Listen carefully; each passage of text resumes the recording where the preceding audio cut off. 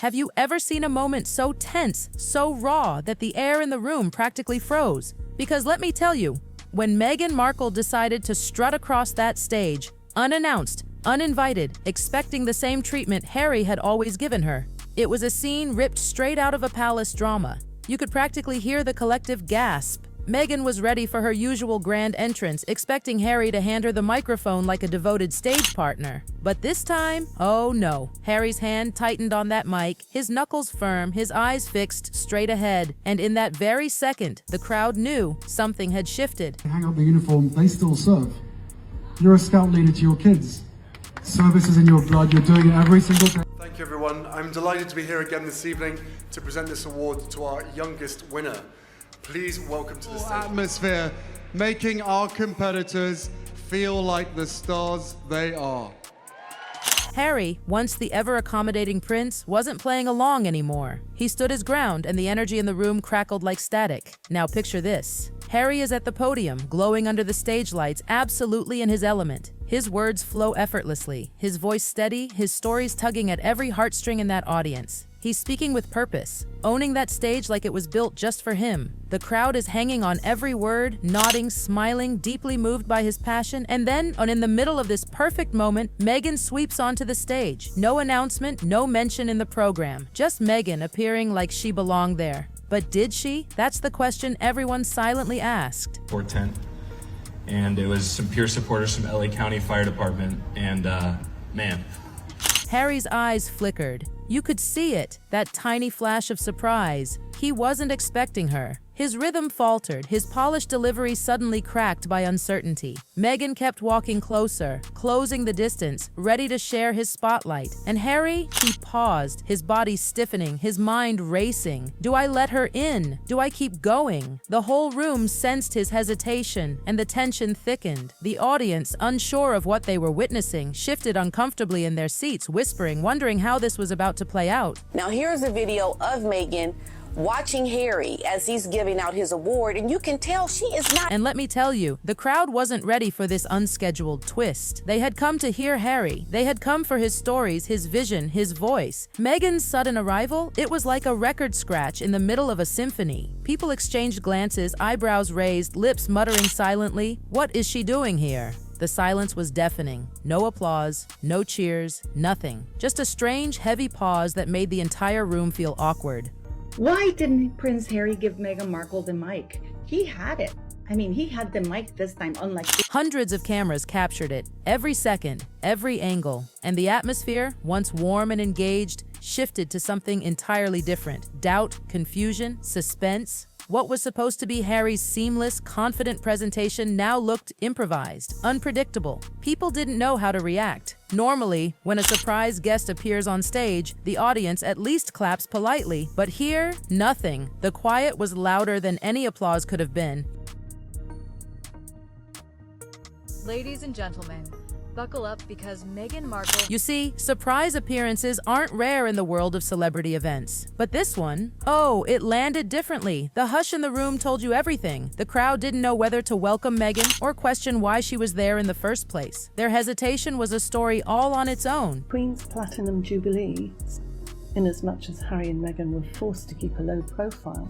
And yet, when the sun rose the next day, the story the world saw was completely different. Open your news app, scroll through social media, and there they were. Harry and Meghan side by side, smiling, perfectly posed. The photographs were flawless. Picture-perfect stills, polished to perfection. If you hadn't been in that room, you'd think they were the ultimate power couple, seamlessly united on stage. Harry and Meghan Markle stole the show at California's 1805 Live Benefit concert, and it was pure Hollywood drama. But here's the kicker. These weren't candid shots of the awkwardness. Oh no, they were carefully selected, hand-picked images, stills that erased every ounce of tension, photos that screamed teamwork, even though the reality had been anything but. Meghan's dazzling smile, Harry's steady gaze, together they looked like the picture of unity. But the truth, buried in the footage.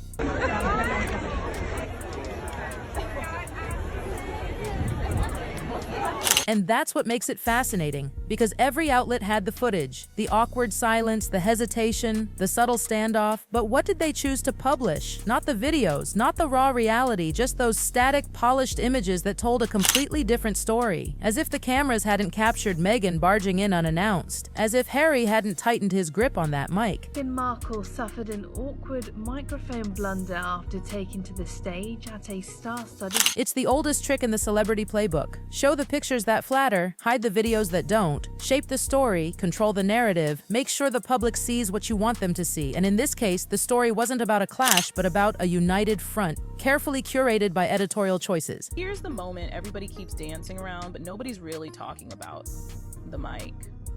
That tiny... But here's where it gets juicier. This wasn't just any editorial decision. This was calculated. The footage existed, yes, but what the world saw was hand-picked snapshots, strategically chosen to spin a story.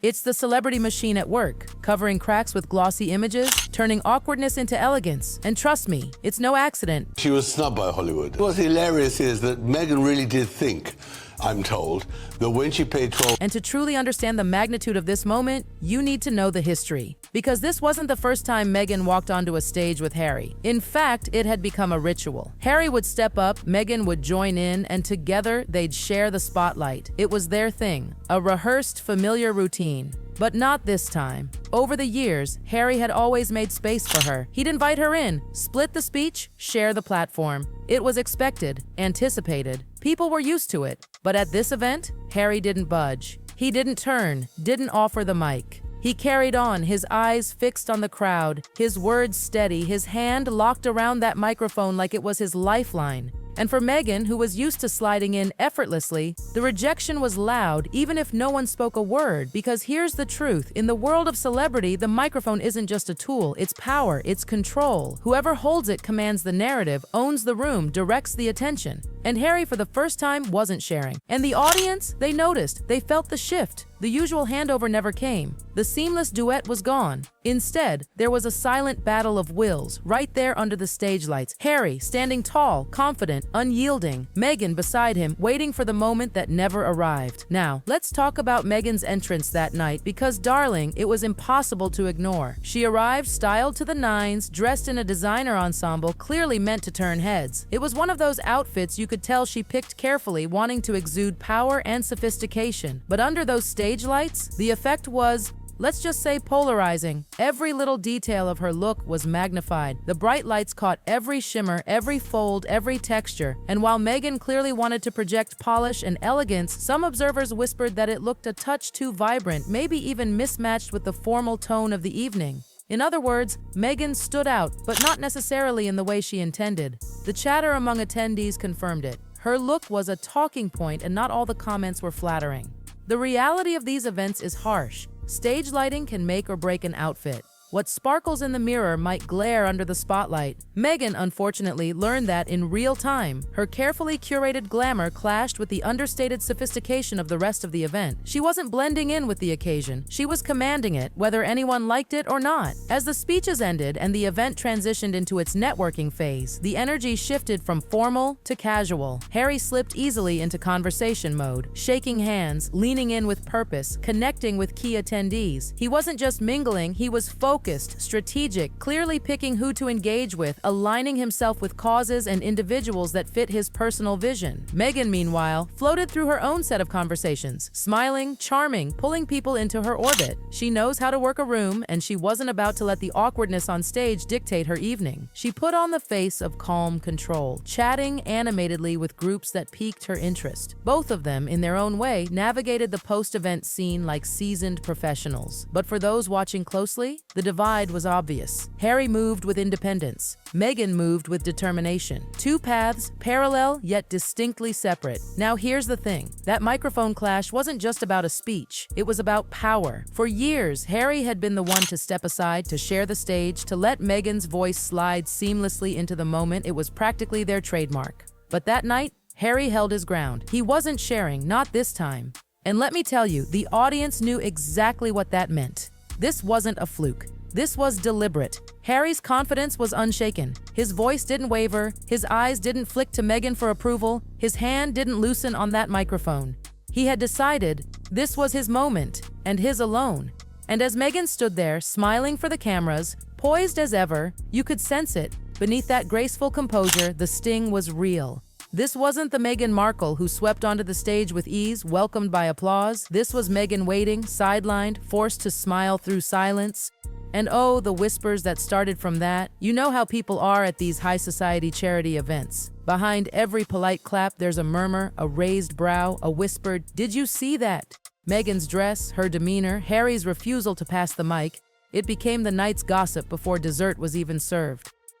Meghan, on the other hand, worked the room differently. She's charming, she's warm, she's magnetic. She drifted from group to group, pulling people in with her charisma. She made it look effortless, as though the awkwardness on stage hadn't even happened. But those watching closely could see they weren't moving as one. They weren't the unified front they'd once been. They were two individuals navigating the same room, but in very different ways. And the press? Oh, the press knew exactly what to do with this. Outlets scrambled to spin their stories. Glossy magazines ran with Harry and Meghan united on stage again. Tabloids screamed, "Is there trouble in paradise?" Others went with, "Harry finds his voice." Three versions of the same event, each catering to a different audience, each feeding into the endless cycle of clicks and gossip. Because that's what this game is, isn't it? Celebrity life isn't about truth, it's about narrative. And the narrative here was clear. Meghan came for the spotlight, Harry refused to yield, and the crowd felt the tremor of a power shift. Now let's zoom out for a moment. This wasn't just about one night, this was part of a bigger picture, a pattern, a tug of war that's been playing out behind closed doors for years. From decisions about their children's upbringing, to where they live, to how much British culture their kids will grow up with. Harry and Meghan have been navigating differences that run deep.